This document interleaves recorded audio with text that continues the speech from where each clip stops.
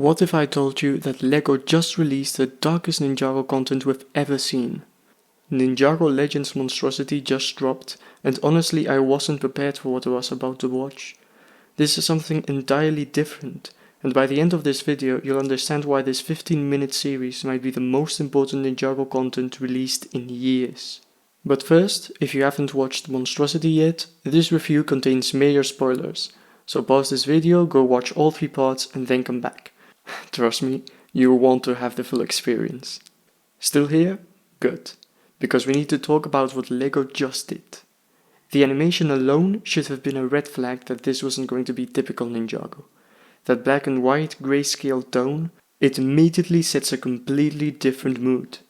And when they do use color, Kai's headband, Mech's glowing eyes, the dragon breath, it hits different, it's purposeful, it's cinematic.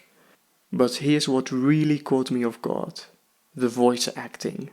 Vincent Dong delivered something I've never heard in Ninjago before. There's this scene where Kai is coughing on the floor and it felt so real that it genuinely made me uncomfortable. Most animated coughs sound fake, forced, but this sounded like someone actually struggling to breathe. And that's when I realized what LEGO was doing here. They weren't just making another Ninjago story, they were proving that this franchise can handle mature themes, real consequences, and actual horror elements. Those monster designs? This is truly the closest we'll get to Ninjago horror.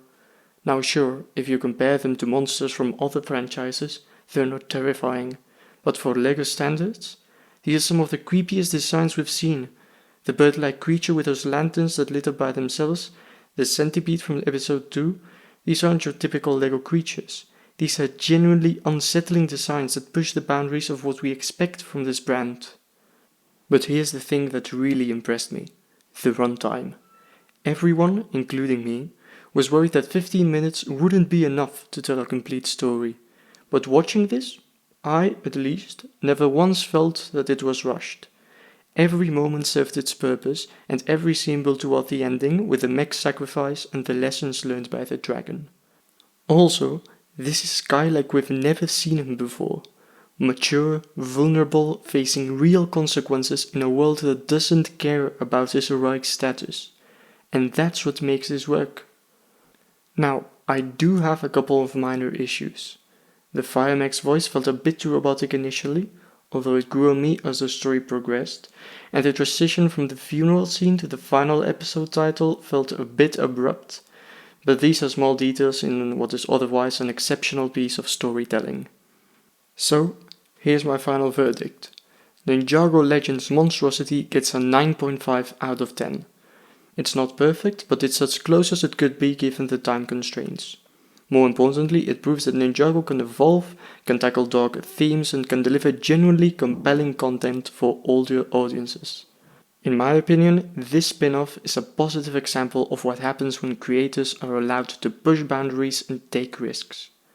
What do you think of Monstrosity? Did it change your perspective of what Ninjago could be?